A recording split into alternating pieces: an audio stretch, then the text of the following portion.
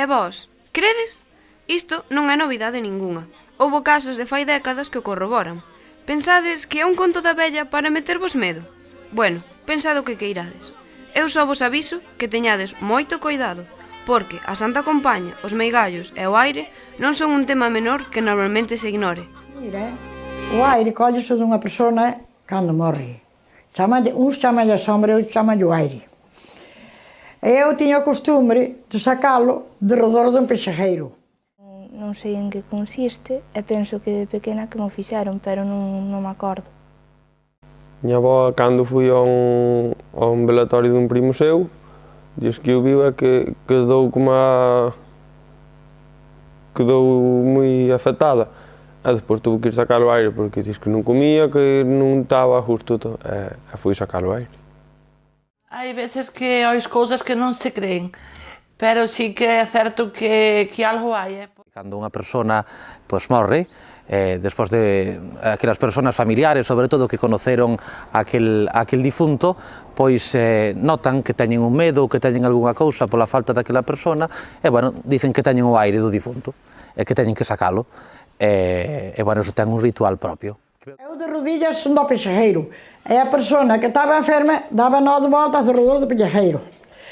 E así, eran 9 voltas a dicir sempre: aire enramallado sal do corpo deste cristiano. Saia do vivo, saia do morto, saia de un cristiano desaventurado.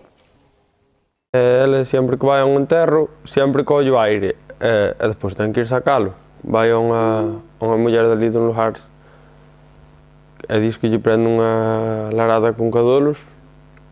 Ela diz que marcha dali toda afumada, e, bueno, pouco máis sei.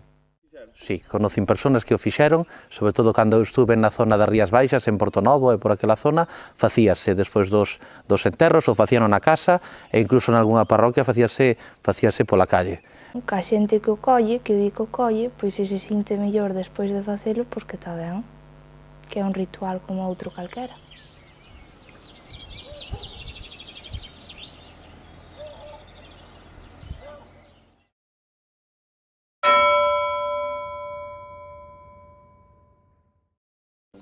Santa Compaña, según dice a tradición, pois é unhas almas en pena que salen precisamente polo monte, polos camiños, normalmente en sitios onde non hai moita xente, van polos camiños pedindo á xente que recen por eles, para iso se aparecen.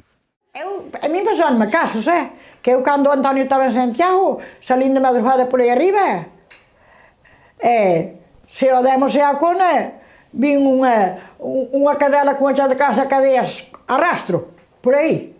Aí no Barreiro, no cruce, que aí víase moito, cousas. E vino, deixaba aquí para todos os días por dura, non ganei medo. Eu hai que ter coraje. Sentiu andar ca porta. E eu dixo toda a vida que fora súa nai cando morrer. Fomos a Muiño levar millo de noite, e vimos unhas sombras, así como unha cousa rara. Se ben as vimos, ben non vimos, non podemos dicir o que era. Aquilo era unha cousa rara. E a volta de 8 días, afogouse unha veciña nosa no pozo do Muiño. Eso sí que é certo.